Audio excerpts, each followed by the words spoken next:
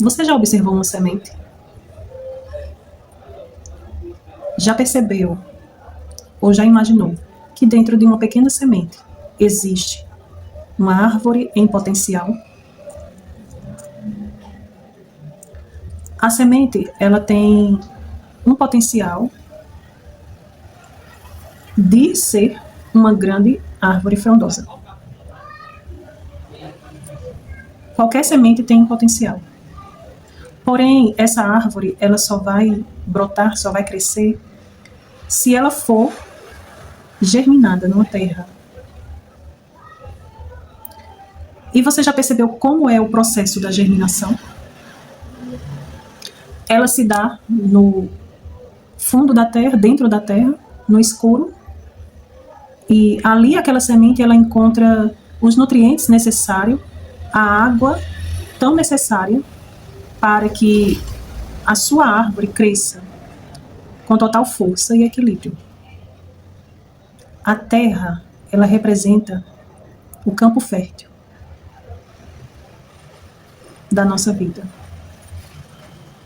Também conhecido como as noites traiçoeiras, as noites escuras da alma. Porque assim como a semente, somos nós, seres humanos em potencial. Dentro de nós existe um potencial muito grande, muito alto, muito elevado. Porque viemos da fonte, somos filhos do todo. Nós fomos pensados e planejados pela mente de um Deus todo-poderoso, um Deus sublime e eterno, um Deus grande, infinito.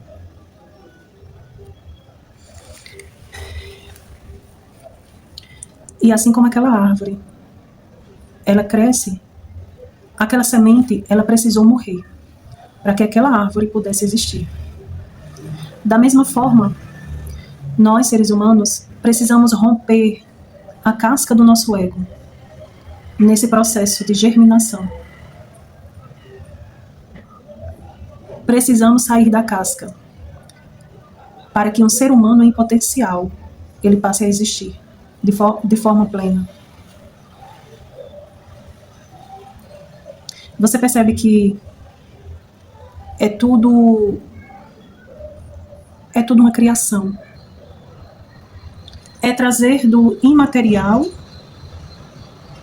ou seja, do mundo espiritual, para o material. E essa criação ocorre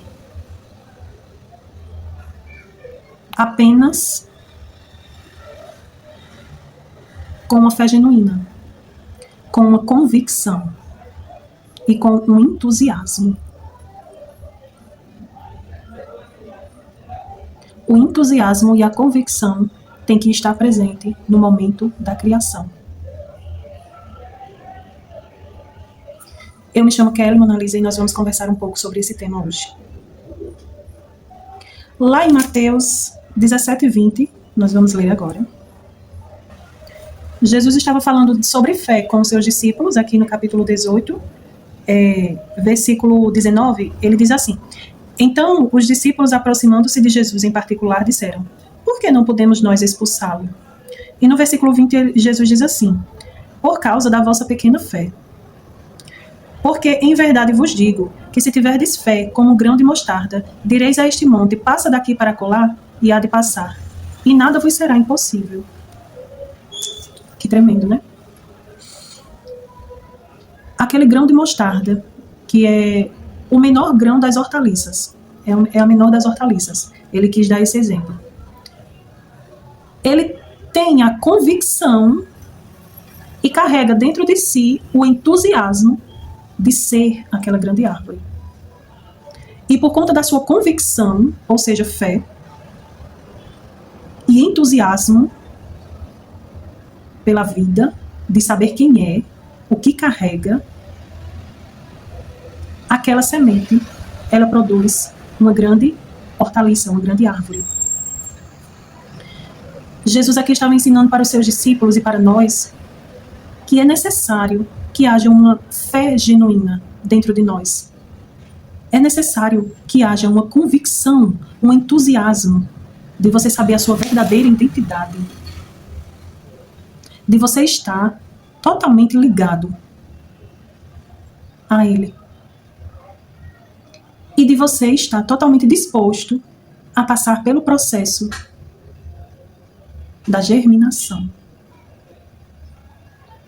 Passar pelos momentos escuros da vida, em que muitas das vezes não conseguimos enxergar muita coisa, nem entendermos, mas que a nossa convicção deve estar firmada naquele que nos criou e que sabe do nosso potencial e que sabe exatamente o que carregamos dentro de nós.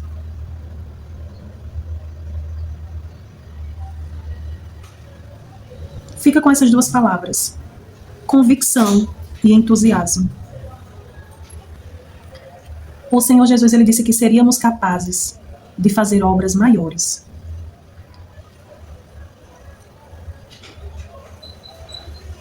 Esse é o tempo de você despertar o seu eu verdadeiro. Quem realmente você é, quem realmente está, quem você realmente está para se tornar. Uma grande árvore frondosa.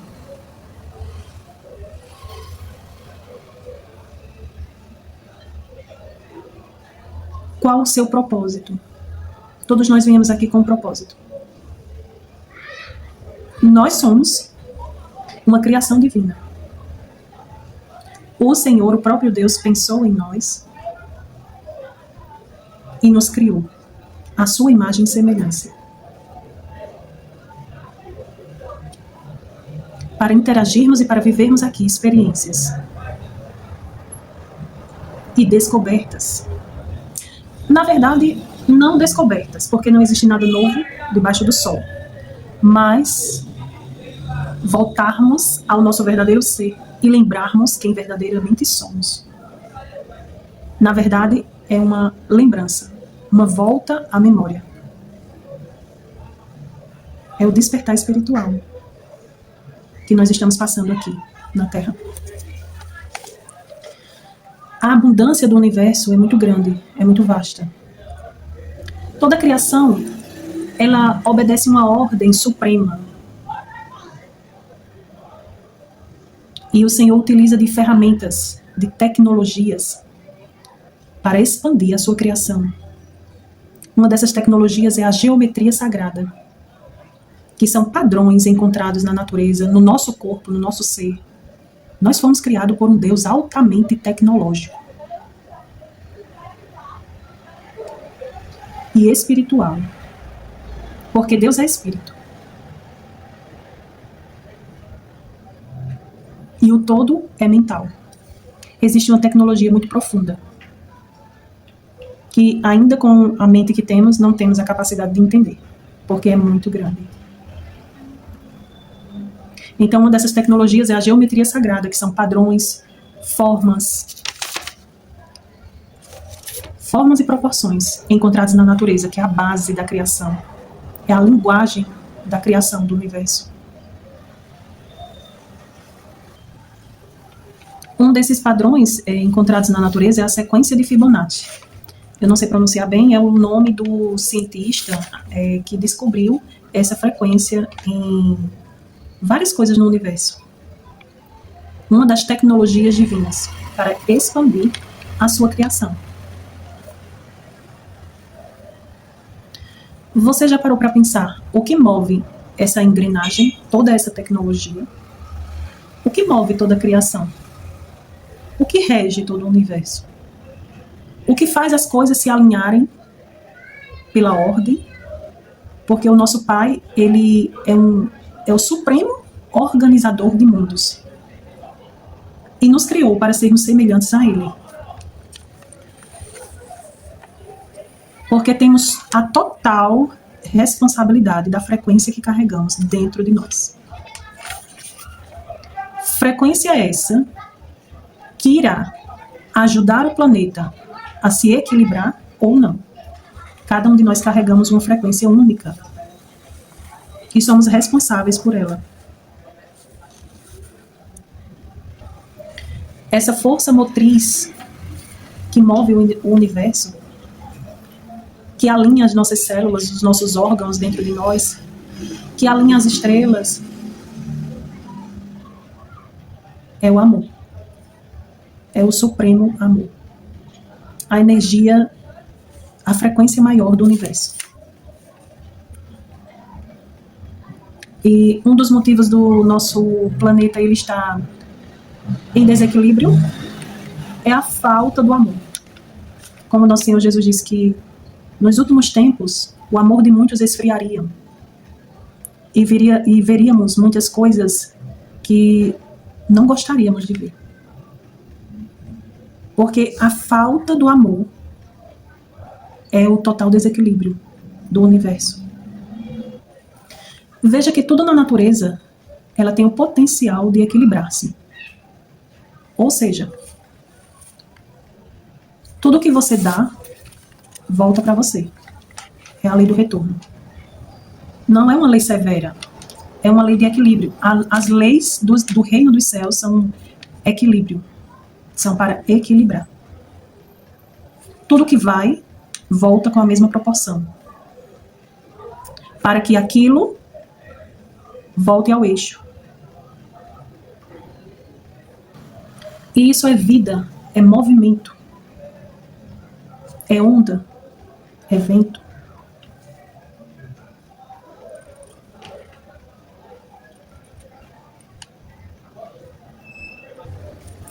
E o desequilíbrio faz parte do equilíbrio para se equilibrar. Pois tudo nas nossas vidas são ciclos.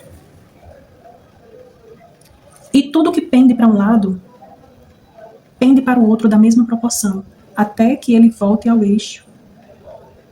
E esse ciclo termine e recomece outros, e outros, e outros níveis, e outros níveis.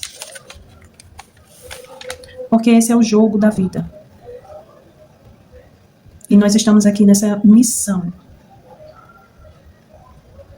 de aprendermos uns com os outros, pois fazemos parte de um todo. E somos total responsáveis por nossas escolhas. E o equilíbrio depende da nossa coerência com o todo. E é um erro achar que o outro ou qualquer peça no universo não esteja correlacionado com nós mesmos, porque estamos todos interligados. Estamos todos interligados no universo. Todos conectados. Porque todos somos filhos do todo.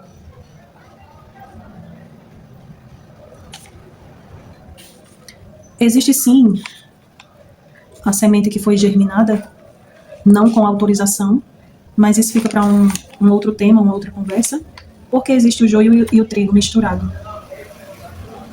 Eles crescem juntos. Eles vivem juntos. São totalmente semelhantes. Mas na hora da colheita, não tem como escapar. Porque o trigo carrega dentro de si um conteúdo. Já o joio não, é só palha. Mas cabe ao juiz do universo fazer a colheita e decidir o que fazer. Não cabe a nós. A nossa função não é julgar. É tanto que ele diz, não julgueis para que não sejais julgados. A nossa missão é colaborar com o reino dos céus. Para que mais e mais pessoas consigam entrar no novo e vivo caminho.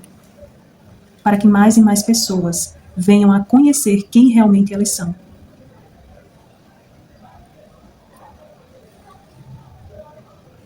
Então não devemos preocupar com o desequilíbrio. O desequilíbrio é necessário para que tudo se equilibre. O processo é necessário. Voltando para a semente, a terra é necessária. Morrer a semente é necessário para que nasça a grande árvore. Então, o desequilíbrio é totalmente necessário nesse plano que estamos aqui vivendo. Precisamos cada dia mais ter calma, desacelerar, perceber a vida nas suas camadas mais sutis, mais silenciosas. Entender que o processo é interno e intransferível. Ninguém tem responsabilidade sobre o meu processo. Porque somos todos dependentes de um Deus Todo-Poderoso. Então não dependemos do outro para que o nosso processo possa fluir. Nós dependemos de nós mesmos. Nós aprendemos mutuamente. Com cada um nós aprendemos. Mas o nosso processo não depende do outro. É totalmente pessoal, intransferível.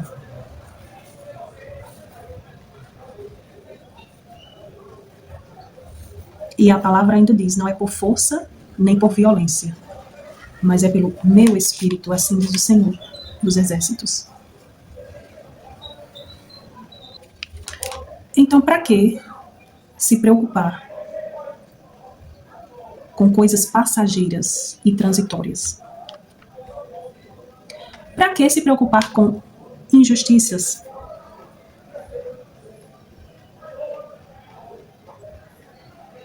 Se existe um justo juiz, para que se preocupar? O rio muitas vezes pode estar bravo, pode estar revolto, mas se aprendermos a fluir com ele, relaxar, ter calma, esse mesmo rio revolto nos levará para onde precisaremos estar. Lembra da história de José? O rio estava bastante revolto, na vida de José. Ele foi traído pelos próprios irmãos. Mas o rio levou ele exatamente aonde ele deveria estar. Quando eu falo de rio, é as situações. Quando entregamos o controle nas mãos de Deus, que é quem detém o controle,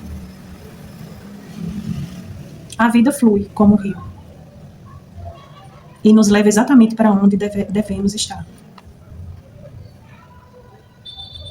É tolice achar que temos o controle de alguma coisa. Quem tenta nos ludibriar, quem tenta nos enganar é o nosso ego. Essa parte de nós, sabotadora do nosso destino, ao qual nós não devemos negá-lo, mas devemos integrá-lo e colocá-lo ao governo do Espírito Santo de Deus, levá-lo cativo ao governo do Espírito Santo de Deus, o nosso ego. A parte de nós que se aborrece fácil, julga muito fácil, quer sempre estar no controle, quer sempre saber de tudo. Essa parte de nós, que devemos levá-la cativa ao governo do Espírito Santo. É como domar um cavalo bravo. É como colocar um GPS num carro desgovernado. Entende? Não vai destruir o carro nem o cavalo, não, nada disso. Apenas vai dar uma direção para ele. Isso na prática é aprender a canalizar as nossas emoções. Saber direcionar as nossas emoções, pensamentos. Saber usar as palavras ao nosso favor. É ter sabedoria, assim como Salomão pediu sabedoria. É expandir a consciência.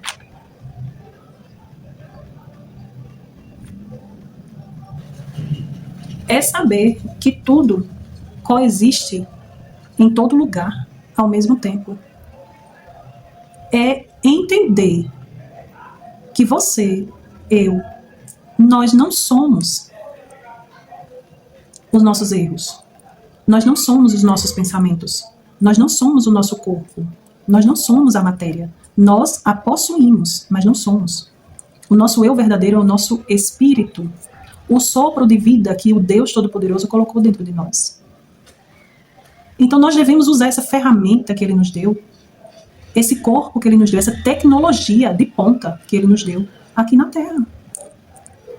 Porque o nosso corpo é o supremo veículo da nossa missão aqui na Terra.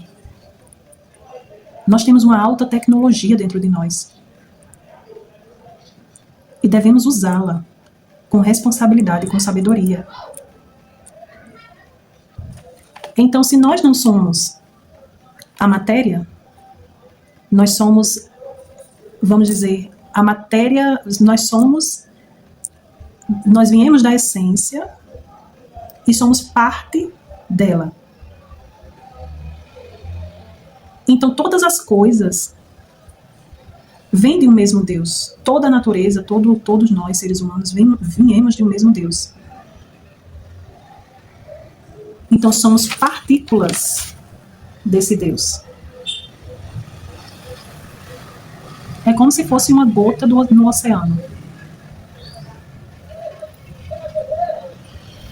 Nós estamos integrados na fonte, por intermédio do Senhor Jesus.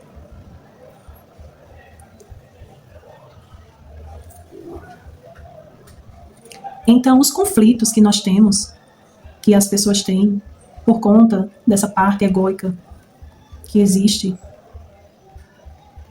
ele passa a não existir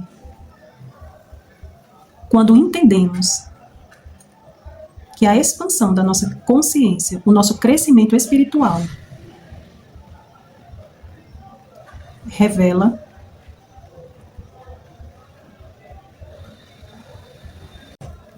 Deixa eu dizer uma coisa para você. Nós só entramos em conflito com algumas pessoas aqui até o dado momento em que conseguimos expandir a nossa consciência e entendermos a nossa correlação com cada uma delas em realidades paralelas.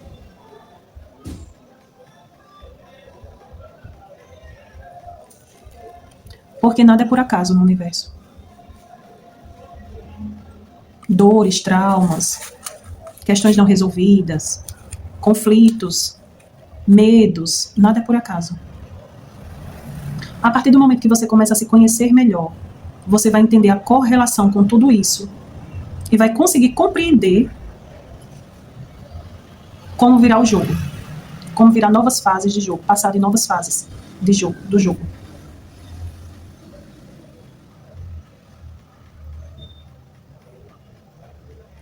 Eu não sei se você sabe, mas uma das leis eternas diz que é dando que se recebe. É perdoando que se é perdoado. Existe até uma oração, né, muito linda sobre isso. É consolando que se é consolado. É amando que se é amado. Lembra da multiplicação dos peixes?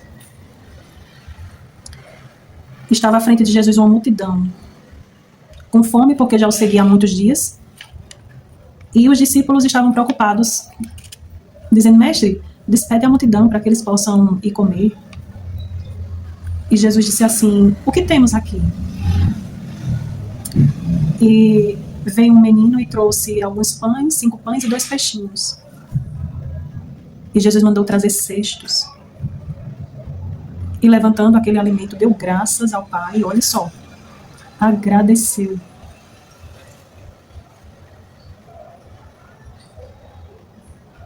Ele já tinha a convicção do que ia acontecer, a fé genuína do que ia acontecer. E o entusiasmo de ver aquela multidão farta. E ele, dando graças ao Pai, partiu, distribuiu com seus discípulos e mandou que alimentassem a multidão. Automaticamente, aquele alimento, ele se multiplicou. Porque Jesus sabia o que carregava. Ele sabia a frequência divina que ele carregava e a missão tão importante que ele carregava. Abrir um novo e vivo caminho. Onde ele diz assim: vinde a mim, todos vós que estáis cansados e sobrecarregados, e eu vos aliviarei. Tomai sobre vós o meu jugo, porque o meu jugo é suave e o meu fardo é leve. Então é dando que se recebe. Pensa nisso. Cada conflito que temos, às vezes só pede calma, entrega, descansa, não se apavore, não temas. Só pede isso. Se é alguém que você acha que te faz mal, ou alguma coisa desse tipo, às vezes aquela pessoa só está precisando de algo de você.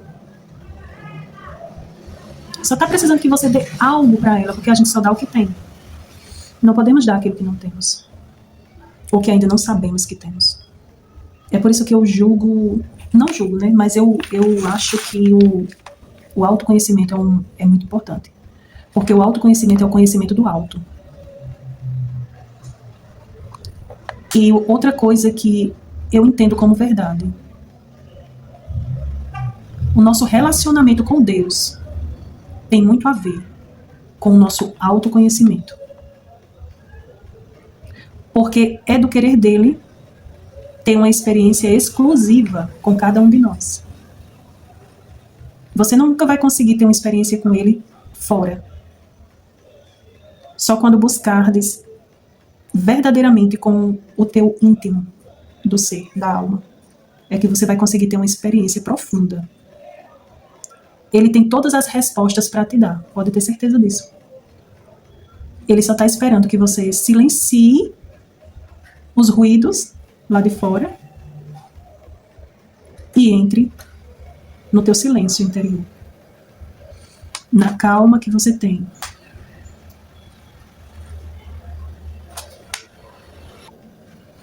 Essa é a minha contribuição por hoje. Espero que você tenha entendido um pouco do que eu quis passar para você. Da abundância do reino, dos céus. De como o Senhor Deus se utiliza dos seus padrões, da sua geometria sagrada. Da sua arquitetura, para expandir o reino. E que você entenda que você é um agente catalisador, você é um embaixador dos reinos celestiais. E que você precisa acordar nesse processo. Precisamos que a cada dia nós acordamos um pouco mais. Cada dia nós nos lembramos um pouco mais.